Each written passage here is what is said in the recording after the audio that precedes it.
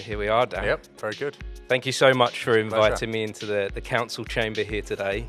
Really quite excited to have this conversation with you. We've been trying to do this for a little while, haven't we? Yeah, things get in the way, sadly. It's been a busy time. Yeah, of course. No, it is a busy time. That's why I don't normally do this, but I've got notes because a lot is happening in this town right now. It is, yeah. There's so much that you're doing. I've seen things as someone that lives here in Harlow. I've personally seen things develop at a pace Good. I've never seen before. Success. and so I'd like Long way to go. Yeah, I'd like to kind of get to the bottom of that. You know, like I said, I wrote notes. You're building Harlow's future is the key key thing which drives you. That's your mantra.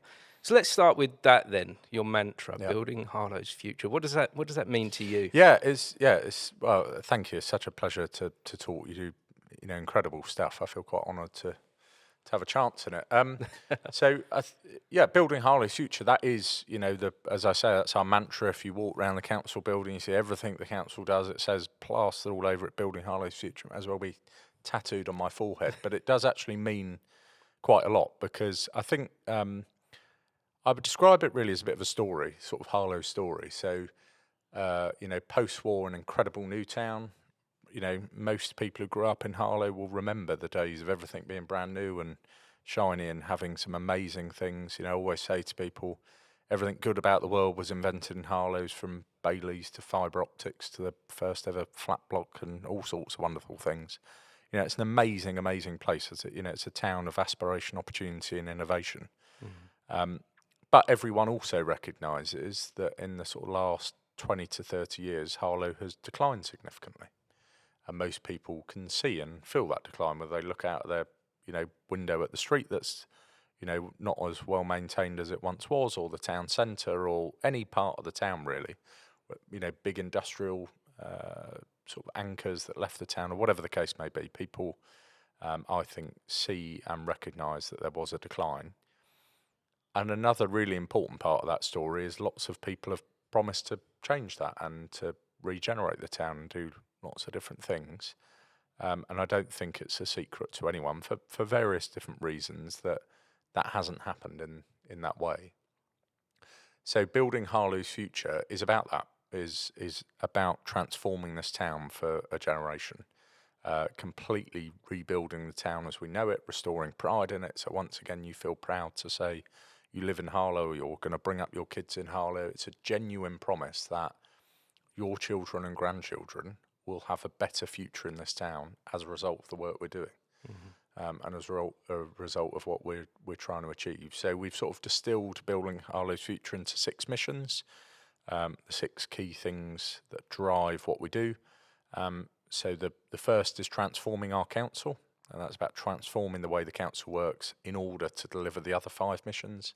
Essentially, so it's not just about freezing council tax, as important as that is. It's about changing the way the council works so it's able to do these things, because it's very easy to promise that we're going to rebuild the town centre or do anything. But if you don't actually have the means by which to achieve it, it's pointless. And that has been one of the problems with sort of what's happened over the last 20 to 30 years. Lots of people have set out with great intentions to do things. But if the organisation you're running isn't able, for whatever reason, whether it's the finance or the resource or whatever, able to actually achieve them, then it's not going to happen. So the first is transform our council. Second is rebuild our town, which is, a bit like Ronsil. It does what it says on the tin. It is literally about rebuilding our town. The third is about invest in our housing. And again, like Ronsil, it is about investing record sums. We are investing hundreds of millions of pounds into council homes, both existing and new, building more new council homes for Harlow families in the past 30 years combined, investing hundreds of millions of pounds to upgrade existing ones, because again, they've seen massive decline. The fourth one is renew our neighbourhoods, and that's very much about the street scene, what you see when you walk down the road, everything from grass cutting to underpasses to roundabouts to, the real tangible stuff that you see and feel every day. Fifth one is secure our future, and that's all about attracting investment to create jobs, opportunities, bring new shops, all those sort of things. And the sixth one is protect our communities, and that's about driving down antisocial behaviour and crime so people feel safer at all times of day and night. So it is a massive, massive programme of work. And as you say, you know, it is transformation on a scale Harlow's not seen since it was built. You know, it's the biggest regeneration program in the country. And it feels, for lots of people, including me, like it's taken ages. But actually, we have, over the last sort of 4 years, 3 or 4 years, gone through all the really hard yards that perhaps people don't always see from, you know, if I take the town centre alone, 3 years ago, we were the smallest landowner in the town centre. If you don't own anything, you can't do anything about it. We're now the biggest landowner. That all takes time to negotiate and make sure you're paying the right price, and then design schemes, then get planning permission, then appoint contractors. You know, all of that stuff we've now gone through, which means now people are starting to see it. We're happen. starting to see the change in the town. Things are developing, and maybe we're in a moment as well where this construction's happening and things are moving. That's kind of like an awkward stage, and people perhaps probably start to moan at you, what's going on here? I don't like all this change. But my big question for you then, through all of that, is yes, within politics and within councils, there are a lot of promises. There are a lot of, I will do this if you put me in this position. From what I'm seeing from you at this moment, you're in that position, you're getting the things done. How are you doing that? Yeah, you're absolutely right, and it's the reason, you know, politicians have such a bad rap, isn't it? You know, so there's a couple of things I'd say. One, you know, the team I work with care very deeply about the town. And it's far, you know, one, we all live here, but two, it's far, far more to us than an interest in politics, or because we don't like the government, or, you know, whatever reason people get into politics for. To me and to the team I work with, it's not about that. You know, I have very little interest in national politics. I have a view on it, but I have very little interest about it. I have no ambition or interest in other things in politics. Genuinely, my passion and interest, and I can say it safely for all the people I work with, is about transforming this town and about righting the wrongs of failed promises and where people have promised things would happen. And a lot of work goes into that people don't see. Quite literally, every waking moment from dawn until dusk, 7 days a week, is dedicated to doing those things. And, you know, running a council is not, or certainly is you know, it's not a hobby. It's not for the faint-hearted. You know, this is a £350 million a year organisation. We employ 900 staff. You know, that takes a lot to do that. And, as I said, to transform the council, to deliver all those things. But I have a really simple view on politics, really, and on sort of promises that people make. And it's quite a sort of absolutist view, but in my view in life, you either do or you don't. And what I mean by that is either you did rebuild the town centre or you didn't. And you can come up with hundreds of reasons why it didn't happen, and this went wrong and that went wrong and whatever. But the fact remains you didn't deliver on your promise. You didn't do that. And to me, again, it's not really about politics. It's not political promises. It's our promise to the people of Harlow that we're going to make this town a better place for them to live and grow up and grow old. That must be quite a difficult thing for you to do, to try and take these actions away from the politics. Yeah, like I say, I guess it comes, you know, I obviously have views on politics and the right way of doing things and the wrong way of doing things. But I don't often find many people with all political views that don't recognise Harlow's going through a massive transformation at the moment, that a lot of the things that have been promised for a long time are actually now happening. And therefore it does make it a bit easier. I'm not that adversarial politically. I'd much rather focus on Harlow stuff. But like I say, you know, it is about delivering those promises. And you know, people would dispute it, I'm sure, but I would say actually I think we've done a fairly good job of that. We said we'd freeze council tax. There's lots of councils that promise that. Very few deliver it. We've done it 5 years in a row. We said rebuild the town centre. We're construction underway, biggest regeneration programme in the country. We said we'd clear the backlog of housing repairs. We've got the lowest outstanding number of housing repairs on record. You know, every area that we've committed to, we have delivered. And the challenge now is seeing through that program. You know, we're at such a crucial part of it, as you said. We're at such a crucial moment where either that promise of building Harlow's future is going to be seen through and finished, and our town will be a lot better for it, or it won't. So it's it's an interesting time, but an immense privilege. You know, I say to people all the time, I say to our staff all the time, I have what I believe, hand on heart, to be the best job in the world. You know, the town I love, the town the whole team I work with loves, we have the opportunity to change it and to make it better and to serve the people of Harlow. And I don't think there's a better place to be or better time to do it at. With that privilege, does there not come a lot of pressure? Is there not a lot of weight on you? Well, so the first thing I'd say is I work with amazing people, both council staff and councillors. I'm so fortunate to work with incredible people, and that's what makes all of what we're doing possible. And I, hand on heart, defend that I think we have some of the best people in any councils in the country doing, and that's how we're achieving what we achieve. I don't do much.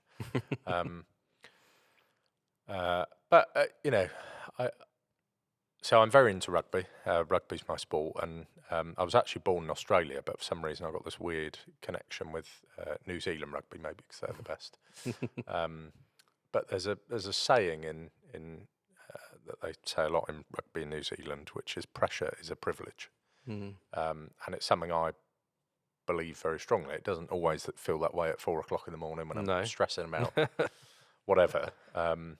But it is a privilege. You know, we have the great chance, and we are working bloody hard at it, but we have the great chance to make this town better for people. And not just by a little bit, but really transform it, really change its future. And that is an immense privilege, and therefore the pressure does become a little bit easier at times. But I'd be lying if I said it's all sunshine and roses. It's not. I was having a very similar conversation with my daughter yesterday, actually, about that kind of pressure, and I was saying a similar thing about the privilege, and I came to this conclusion in the conversation that I was having with her, that a lot of this pressure that we feel, it becomes easier for me when I understand my why. Why am I doing this? So why Harlow? Yeah, no, it's spot on. And I really believe when you can answer the why, the how bit becomes a lot easier. So why Harlow? Well, as I said, I live in the town for one, and I that sort of story I spoke about earlier is what I genuinely believe, that Harlow's been let down for a long time by lots of people, and Harlow deserves a lot more than perhaps it's had for a while. And we have it in our power to change that. It's not easy. It's really, I know I probably talk about it in a glib way. It's really not easy. But we are doing it. We are, as we've discussed, that is starting to change. So really the reason why is two things. One, because I love the town very deeply, and its history and its culture and its heritage. And, I could sit here for hours and talk about the history of Harlow and weird and wacky things about it. And the sort of promise it was built on. It was, Harlow Newtown was built to give people a better life. And second is the people, the people of Harlow, because as I say, they, in my view, are amazing people. They deserve a lot more. And, when I go into Tesco or whatever on a Saturday, they give me very honest feedback about the job that we're doing. But again, I see that as a privilege. And, I can tell you for politicians, we don't see it's a bad thing to be recognised. So if people are telling me, it's usually because they want me to do something about it, and that's great. But yeah, the why is because I love the town, and the people deserve so much more than they've had, and I genuinely believe we can do that for them, and we can deliver it. Hopefully, they are starting to see that happening. Yeah, like I say, I'm someone that lives in this town, and I'm seeing the change. Yep. I'm seeing a place that I love, that gave me so much. When I was in my formative teenage years here in this town, the Playhouse was a big thing for me. It really developed me it set my foundations of who I am today. And then I started to see some of that kind of crumbling. I started to see not just the look of the town, it started to become very grey and falling apart, but also the community aspects in this town started to come away. So when you're out in the community and you're seeing people, you say it's a good thing for politicians to be engaging and to be recognised. But as a human being, that must be quite a weight on you. It must be quite hard when people come to you with all their problems and the potholes that they would like fixing. And, there's going to be those common themes that you get. But what's that like? How does that feel to be leading this town in that way? Yeah, so I guess it's not something I probably reflect on that often. Believe it or not, I am a human being. Might not always seem like it on Facebook or whatever, but I am a human. I do have a family. I do have a life occasionally. And it does, take its toll. I know it might not look like it. I'm hiding a receding hairline.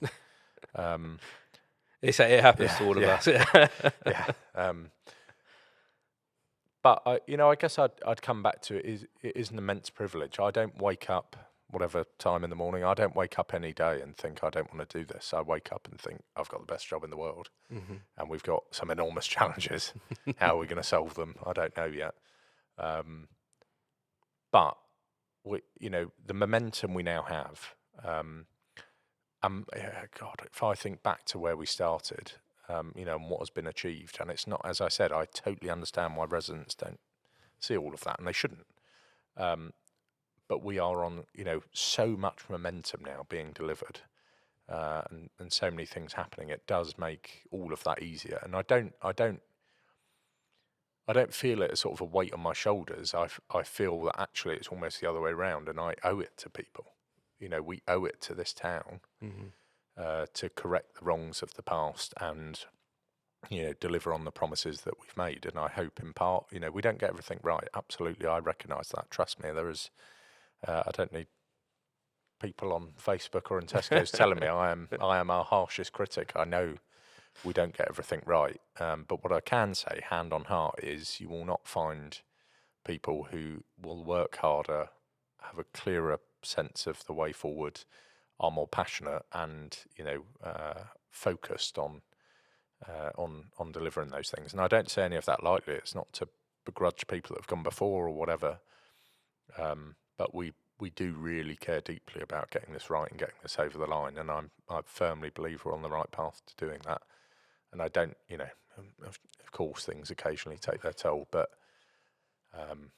like I say, pressure is a privilege, and I hope I have that privilege for a long time to come. Yeah, I love that saying. I'm gonna carry that myself going forward, because I feel like with what I'm doing, there's an element of privilege to that, and we spoke about the equipment they're having here and things, amazing. And that we're building up, and I'm gonna carry that.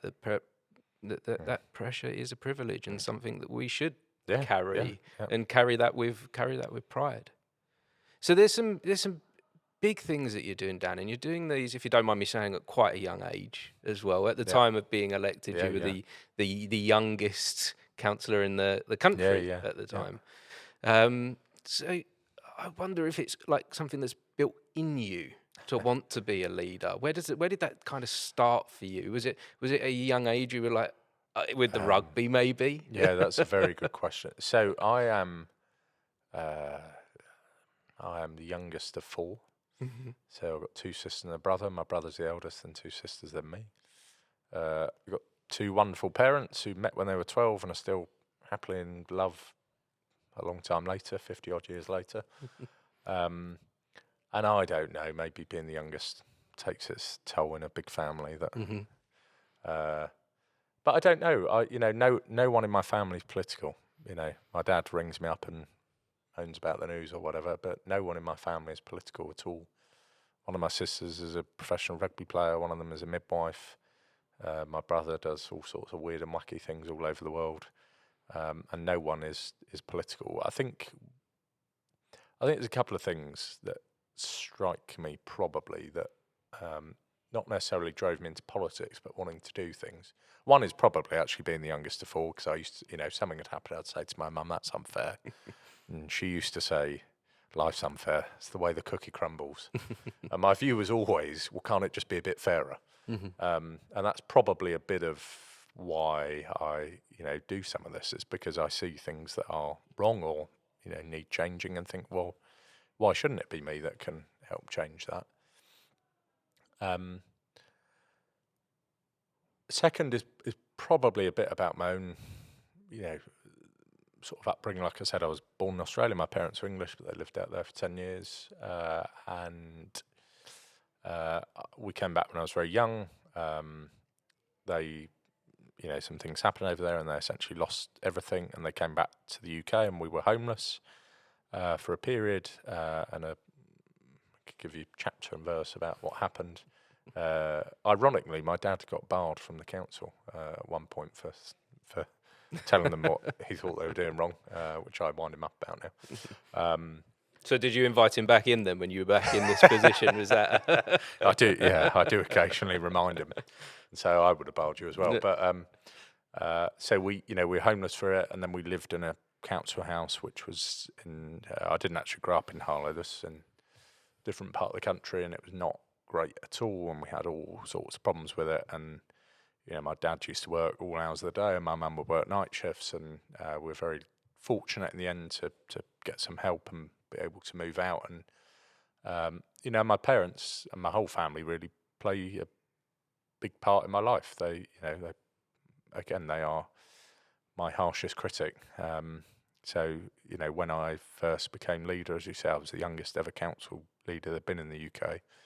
And I told my parents this, and their first reaction was, "Well, don't bloody let people down." They're very keen on. I think they call it keeping my feet on the ground. So there's no danger of that. But I guess all of that, it does make you care deeply about people and the challenges they face, and challenges people face on a daily basis, and therefore why the council should do much more to help people and improve the town overall. So it's probably a bit of a rambling. I'm not very good at sort of self-reflection. Well, no, that's and it's very important, because it's given me a sense of you, Dan, that we don't always see with politicians, that you have empathy. You've been through this, and as I'm listening to your story of where you've been, it actually resonates. It's similar to mine. My parents lost a lot at one stage, and we came from Faden Boys, and we moved to Harlow, and that was a big shock for. It was a culture shock for me. Very different place. A very different place, and it was, in some ways, I guess it was scary for me as a young child to go through that. But I was looking at those similar things to you and going, why are these things not fair? And I was questioning that, and I guess that. As we get older and we get in a position of privilege, it helps us with that empathy, doesn't it? It helps us having that understanding of what others are going through.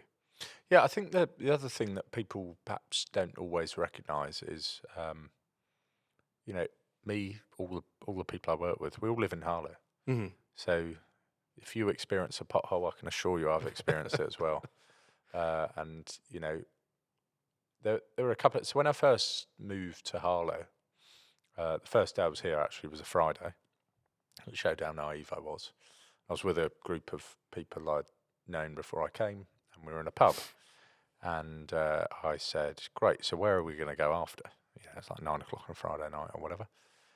And they said, "Well, there isn't anywhere." And I said, "No, I appreciate it might not be the best place, but there must be somewhere to go that's open late." And they said, "No. There isn't anywhere in Harlow that has, is a late night bar or a club or whatever."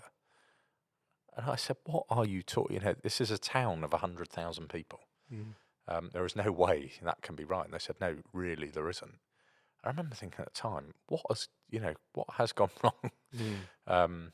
In a place that had, literally like the best town centre in Essex and loads of nightlife and all sorts of things. It was in my late teenage years. It was thriving town. Yeah, there were 6 or 7 options to nightclubs in the town. Just flipped to nothing.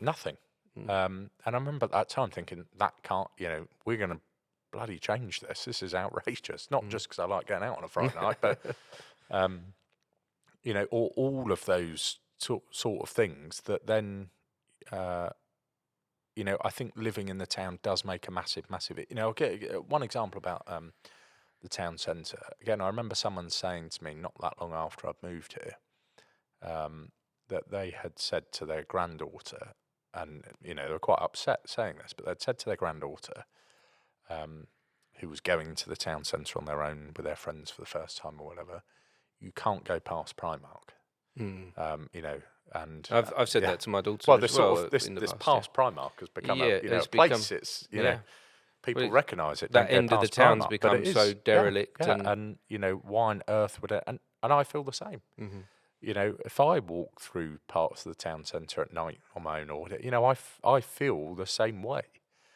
And I think, like I say, all of the amazing people I work with also live in Harlow. We all experience it. We, you know, understand those things perhaps in a way that, you know, politicians occasionally find a challenge. You know, if you're the Prime Minister, you don't live in every part of the country, of course, and you don't see all those challenges, but that's quite different with local politics, because we do see it, we do feel it, we do understand why things are the way they are, and why they ought to change. And I suppose it's, you know, is we have skin in the game.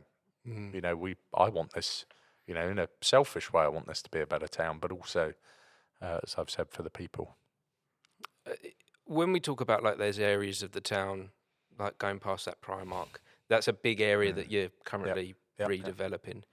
How do we make the social side of the town and the community better and more alive again? Because like that's a big part of the town that has died. Yeah. So there's a couple of parts to this, and it has to sort of come in this order, in my view. So the first is when a place declines, and I'm talking about sort of buildings, bricks and mortar. You know, usually the sort of community will carry it for a period of time, but it can only go for so long because you have antisocial behaviour, and you know, things close and there's not as many people and it's not a nice place to be, and then it becomes totally derelict as it has.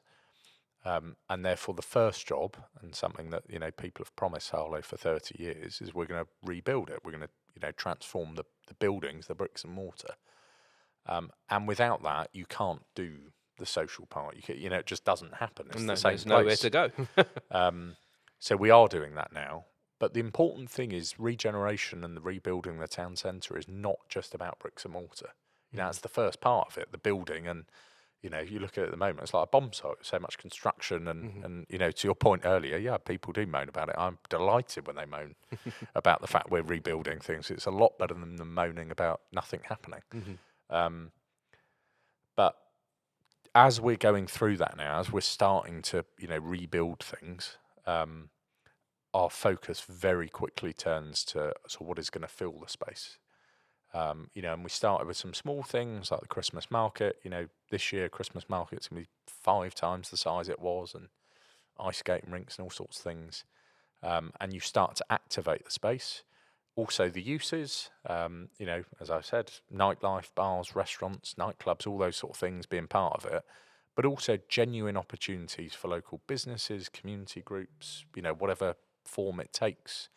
Harlow's got an amazing cultural scene in terms of, you know, live performing and singers and actors and artists and all sorts of wonderful things that need a better platform, that need a, you know, better facilities and opportunities all across town. We've got some amazing ones, you know, not just the Playhouse and Vicky Hall in Old Harlow. We've got some amazing places, but much more of that. You know, that's why we're building a new live performance venue and so many other things.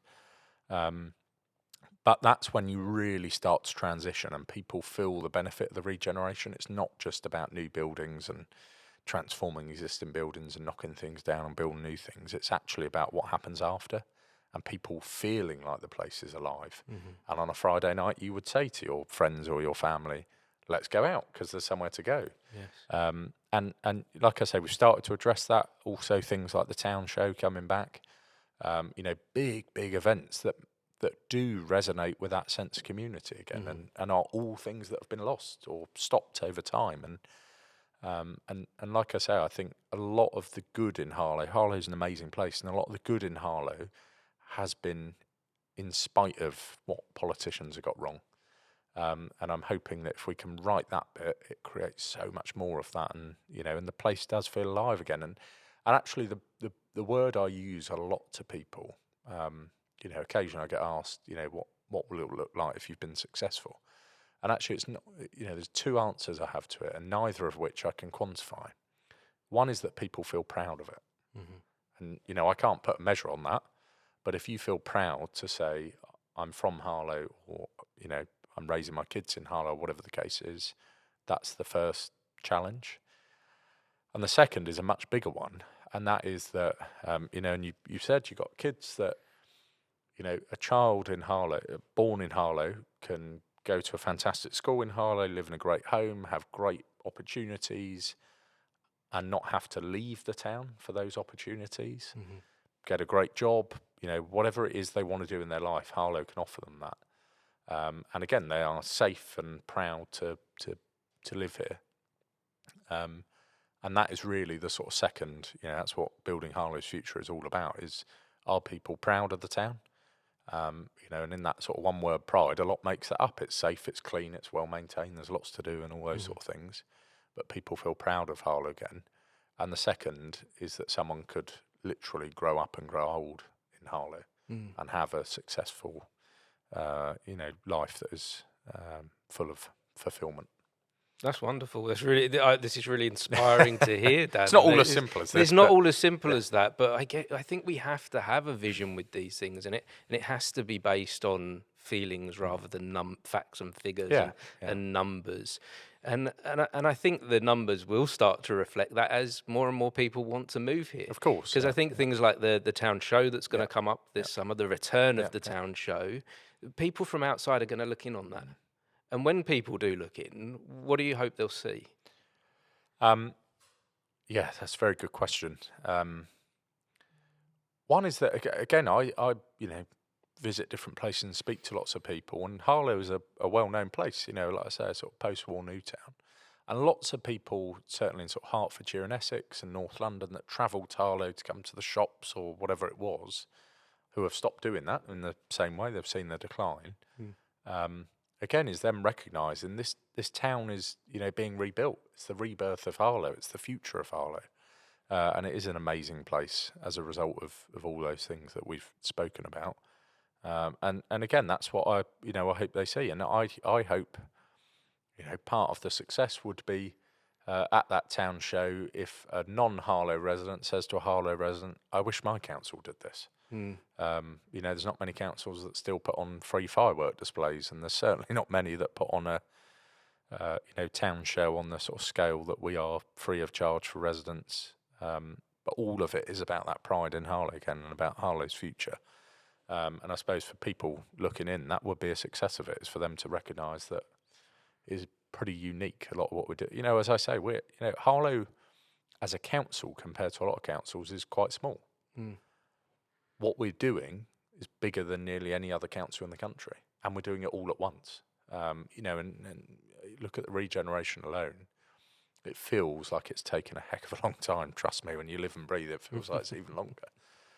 But if you can think of anywhere in the country that's gone through big regeneration, I'm not talking, sort of repaving, I'm talking the place has been rebuilt. That usually takes, if it was done in 15, 20 plus years, you'd say they'd done it quickly. What we're trying to do is, in start to finish, less than 5. And it does feel like a long time because Harlow's been promised it forever and it's not happened.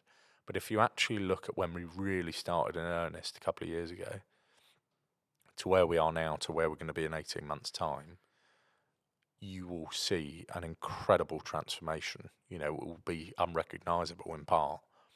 And that is because of the scale of what we're, delivering. And like I say, I use the phrase a lot, the biggest regeneration programme in the country. But when you actually think about that, that's huge. We're not talking about... It's a big moment to just live through, isn't it? Yeah. And you can see it. You can see it in every corner of the town that you look at. Something here is being developed. Yeah. And Yeah, like I say, it's the rebirth of Harlow. It's the rebuilding of the town, and it you know it will be incredible. I believe that, hand on heart. Are there any fears? Are there any potential pitfalls that you can face when you're doing something like this on this scale? Yeah, every day. Things always go wrong, right? No matter what you do, and we trust me, we put as much in place to try and stop that as possible. But things, of course, go wrong, and I think in part of the challenge. So there's, being honest, this is not something I've ever said publicly before, but in the last 3-4 years, there's been a lot of moments that could have stopped this.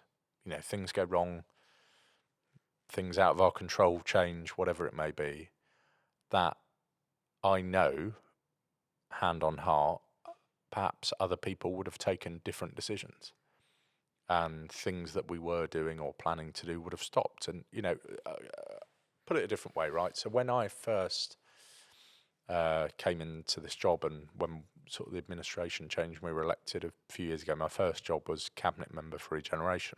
And the first conversation I had with the council, I said, look, it's really simple. I want to rebuild the town centre. I want to build new council homes, and regenerate, basically. And I was told, yeah, we can't rebuild the town centre because we don't own any of it. We tried to build council homes, didn't go very well. So, perhaps we'll look at something else.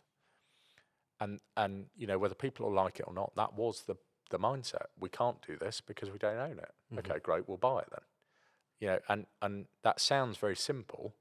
You've got to get the funding and make sure it's sustainable and affordable and actually negotiate. There's so much that goes on that, like I say, people don't see. I described it to someone the other day. If you've ever bought a house, it's a really bloody stressful experience. And a lot goes into it, and it's really complicated, and solicitors are really slow and everything else, and it costs loads of money. Now imagine buying a town, and imagine doing it all at once. And I can assure you, some of the landowners we're dealing with aren't as friendly as someone selling you their home. And you're doing all that under the time pressure of, we've appointed a contractor to start the rebuilding of this. We've got, all of those things. It is on such a scale that it can at times feel overwhelming, absolutely. Or things go wrong, and that could derail the whole programme. But actually what matters is, as I said earlier, we've got amazing people. I'm so lucky, the people I get to work with. But also that our commitment to building Harlow's future is unwavering. So I will do whatever it takes to see that through. I will put in place whatever we need to, in a fit and proper way. I'm not going crazy, but we will knock out the way the roadblocks that previously would have stopped things or slowed things down, or we can't do this because of X reason, which were all perfectly legitimate reasons that things didn't happen. It wasn't just people didn't want it to happen. Whether they didn't own it, didn't have the money, couldn't get planning permission, whatever it was, there were perfectly legitimate reasons. And also people, I think most people in the country recognise it is an incredibly tough time in the economy at the moment. Inflation in the last 5 years has pushed everything up by at least 25%. Construction is much, much more than that. But and all the other challenges for various reasons. But again, you can either take the view, back to my comment earlier about either you do something or you don't do it. You can take the view that, well, it's this has happened, or the contract has fallen through, or hundreds of reasons literally that something doesn't happen. Or you can do it. And that's what, we are so focused on achieving, is that actually we can stand there in 2-3 years' time and say, yes, we promised to rebuild Harlow, and we did. Not, yes, we promised to rebuild it, and we gave it a good go, and, it wasn't our fault, and a few things went wrong, and, it was, at least we tried. We gave it our best shot. No, that is not good enough for Harlow. Actually, we promised to rebuild this town, and we delivered it. So when the national agenda, and there's things happening in the world, the worldwide agenda, the worldwide there politics, is a world outside of there Harlow. is a world outside of this, and I guess that's going to have an influence on the things that you're trying to achieve here. How do you keep moving forward through those big world events, those big country things that are happening? Yeah. A lot of that is financial. A lot of that is money issues, isn't it? We're living through a moment of extreme poverty for a lot of people, and there's the movement of people as well, isn't there? Yeah, no, without a doubt, it's and again, all of those things do have a huge, or present us with a big challenge. If you take the Ukraine war and what's happened over the last few years, that has pushed up construction prices enormously. Unbelievable. Well, just from my work that I do in theatre, I know about the price of wood. Yeah, it's times by 10 since the war started. And part of the challenge with that, understandably is not always recognised, is we set out to deliver a project and it's going to cost us £20 million. When the price of the materials goes up tenfold, you don't have tenfold more money to deliver the scheme. And one of the things I'm very proud that as a team we've delivered is we've not charged anyone any more council tax in the last 5 years. People are still paying on average £4.93 a week they did 5 years ago. When you layer that into the global challenges, and it's not a political thing, there are huge challenges that present all sorts of problems. It does just, I think, demonstrate even more so the success of some of the things we're doing. Because again, quite understandably, I know councils, lots of councils that have over the last couple of years, for those reasons, said, well, we won't do this anymore because it's just too difficult, or it's whatever the case may be. Whereas ours is, as I've said, completely the sort of other end of the spectrum. See, I guess there's the danger you could be putting money into something that can't get finished. I guess that's a potential worry. Yeah, I mean, I would say the reason things perhaps won't get finished is if the council changes, but that's a different matter. Well, that's all quite relevant because then the different mindsets are coming in. Yeah, of course. Different people are coming in to manage this system. And it's not a criticism of them, but if you had a company that was massively growing, delivering all the things it's promised to, and on the cusp of rebuilding a town, would you think it's a great idea to completely change the board and leadership team in that company just as you're on the cusp of doing that? No, you probably wouldn't. And that's sort of the challenge where the town's going to be presented in the elections coming up is, should we finish what we're doing? And just because of the way politics works and the mass of it and whatever, it is either we finish what we're delivering and finish rebuilding Harlow, or the council will go to what's called no overall control. So no one party has enough seats to have a majority. There's no other scenario that can happen, basically. And I don't say it to be dramatic or any other reason, but what we are doing will stop. It's impossible. You can't, you can't expect what we're delivering now to continue. It will not happen, and that's my job, is to make that case to Harlow residents and hope that they buy into that accordingly, because it's actually and as hopefully I've given you some insight into, it's not about politics. I couldn't give a toss really about the politics of it. It is genuinely about Harlow, and it's genuinely, do you want this town to be rebuilt? And I personally see this as Harlow's last chance at this. You can't keep promising this stuff forever. Either we are going to see this through now, or we're not, and that's that's a big choice to make. So when you're on the campaign trail and you're going out there and you're meeting people, I wonder if you're faced with that obstacle of people are looking for you to answer a national problem. Absolutely. When you're here trying to solve a local issue. Yep. How do you deal with that in more than just the confrontation that you're having with the person? How do you deal with this right here at the centre? Yeah, I mean, you've hit the nail on the head. Lots of people, understandably, but lots of people are, and whatever their views on sort of national politics and the government and whatever side of the argument they fall on, are exercised about that. And I am stood in front of them talking to them about politics, and therefore quite rightly I understand why they feel that way. But what I do try and make very clear is, whatever happens, I promise you the government will not change the next day, or these national issues will not suddenly go away, because actually what you will be voting in is Harlow Council elections. Harlow Council can't deal with, taxes or immigration or climate change or, whatever the national issue is you're concerned about. But what it can deal with is the transformation of Harlow. And, if you are so minded to say, I don't care that all that's going to stop because I just want to vote in protest against something, then, that's, perfectly your choice. That's how democracy works. But you also do need to recognise that comes at a cost. And, I'm not saying it genuinely, hand on heart.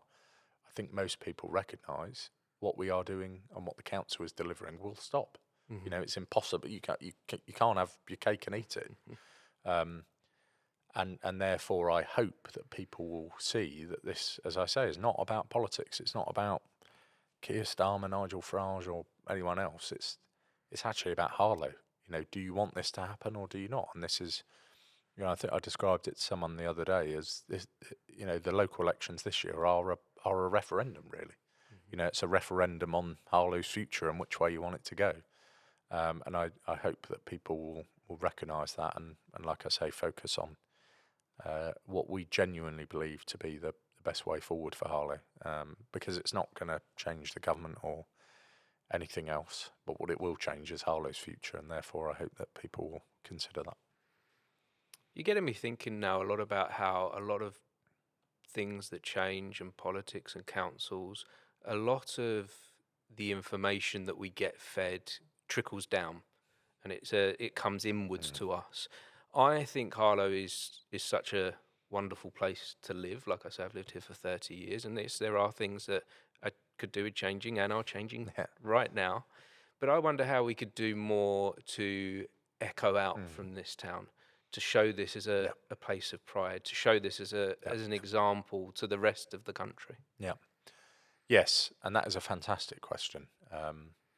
For a whole host of reasons. So we're doing an awful lot at the moment to take the case to both the government but largely the private sector to invest in Harlow, and why it is that they should invest their money in Harlow compared to anywhere else in the country.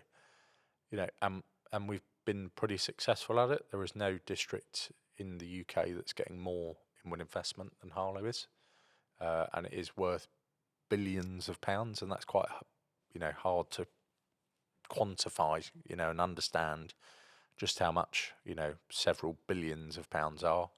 By the end of this year, it won't be far off about £10 billion worth. That's lots of thousands of millions.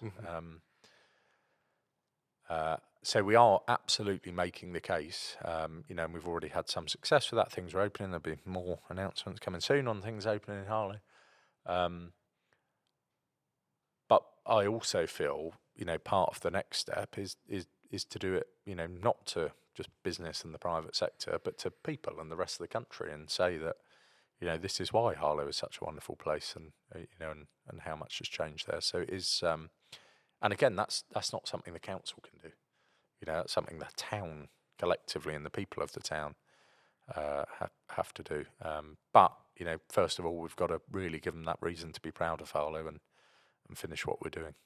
So, like you say, those billions of pounds, it's hard to quantify and imagine what that could do. So what could it do to the individual on the street, the pounds in the pocket? Because that's often what it comes down to, isn't it? Yeah, so it's, in one sense, it's as straightforward as you, your children, your grandchildren will have better well-paid jobs or apprenticeships or opportunities. Or you, your children or grandchildren can live in a better quality home, or do nice things at the weekend, or whatever it is. But fundamentally, your quality of life will improve. Harlow will be a safer, nicer place to live and grow up and raise a family and work and run a business and whatever it is you do. And that's what ultimately it all comes back to. Like you say, if I can say to people in Harlow, we're attracting billions and billions of pounds. It means very little to most people. What does it actually mean in practice? Well, it means, I don't know, you might have M&S and other things, but also it does mean that, Harlow is a better place for you and your family, and once again you can be proud of it, and that's what it really means to people, I guess. I think the future means a lot to you, doesn't it, Dan? It does, yeah, without a doubt. For a whole host of reasons. One is, again, that sort of story that I've spoken about and what's happened in the past. But I'm not really one to dwell on that too much, because actually the only thing that is in our power is here and now and the future. As I've said, both I and the whole team I work with feel very passionate about the future and the future of the town and why we owe it to people. I genuinely want, whether you're a parent, a grandparent, you haven't had kids, you're just growing up, whatever it is, you to genuinely know and believe that this town is going to get better and is going to be a better place for you. I suppose I haven't thought about it in that way before. Well, I like to do hypotheticals sometimes on the podcast because I see this as a bit of a magical space that we can sometimes go time traveling. Yeah.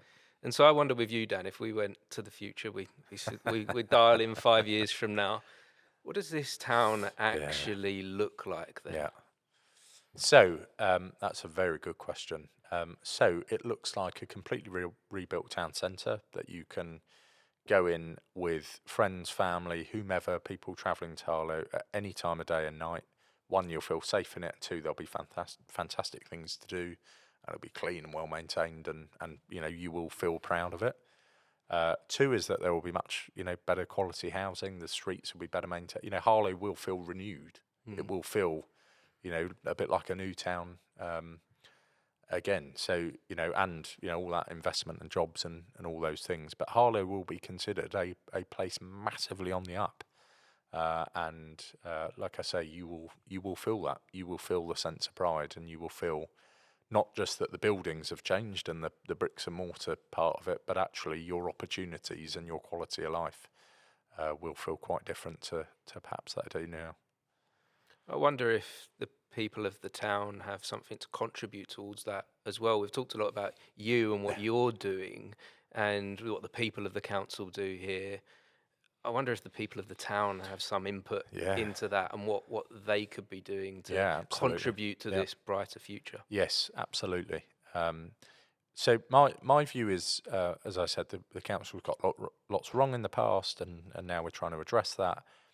But all we are actually able to do, I'm not able to fill a nightclub with people. Well, I probably could, but I'm not, able to make the town feel alive. I can put events on and I can do things to help with that. But actually, all of that, we can deal with the bricks and mortar part. We can't necessarily deal with the sense of community and the, sense of belonging and the opportunities part. That's where it comes down to the people of Harlow, and what is it you want your town to be in the future? Not just the town centre, but the whole town. What do you want, those events and spaces and things to do to look like? Because, like I say, we can sort of provide the platform and create the place and opportunity for it, but actually the thing that then tips it over the line to really feeling like the town has changed for the better is what people do and what people make of it. So that absolutely is, a lot people can do. And I genuinely hope the other thing they can do, and we give them a reason to, is believe in what we're doing, is actually believe that this is going to happen. This is not just speculation or promises or, whatever made up stuff. This is really going to happen, if you put your cross in the box. But this is really going to get over the line, and I will be proud to play a part in that. Wonderful. Well, thank you so much for sharing today, Dan. This has been a wonderful journey, listening to what you've been going through and what your future hopes for this town look like. It's been really insightful. Thank you. I've got one last big question for you, though, that I ask everyone at the end of the podcast. It's a bigger picture question, so we're going outside of the town, and it's not a simple one. How do we make this a better world? Oh God, that is a very good question. So I think, without dwelling on Harlow too much, but genuinely, I think the thing that is in all parts of the world for all different reasons, one of the things that is lost, or people don't feel necessarily all the time, is hope. Is that actually my future is going to be better, or my children are going to live a better life than I did, or whatever that may look like. And hope that the world can get better. You know, how many people talk about the fact it used to be better than it is now, and what a terrible, what a damning indictment that is of society, that things aren't, or people don't feel things are better. And everyone has a part to play in that. It's not just politicians or people in power or whatever. Everyone has a part to play, that actually the world can get better. And that's for a whole host of reasons, whether that's addressing poverty and people who can't,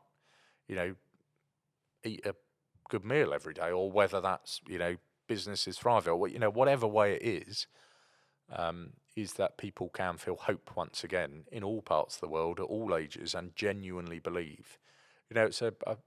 Someone said to me the other day about this, and it's a really weird thing that, I suppose it's not weird, but how, if you talk to, or occasionally I do go to schools in Harlow, and you talk to kids about what they want to be when they're older or whatever. None of them say the council leader, but they're so enthusiastic, and they have genuine aspiration, and they're going to do, their life knows no limits, as it were. And yet, as people get older, it almost is beaten out of them that you can't do that, or you can't do this, or the world doesn't give you that opportunity. And what a terrible thing that is. So I guess my long rambling answer to that is summed up in one word, is hope, really. Well, what I'm hearing from you, Dan, is that hope lives in the future, but it's actionable in the now.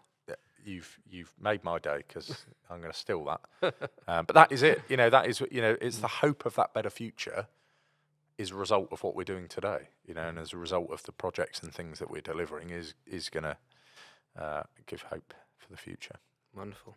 Well, wonderful place to end this on. So thank you so much for sharing, Dan. It's been wonderful. And if anyone has been watching or listening to this conversation, we appreciate you for joining us. Indeed. Thank you.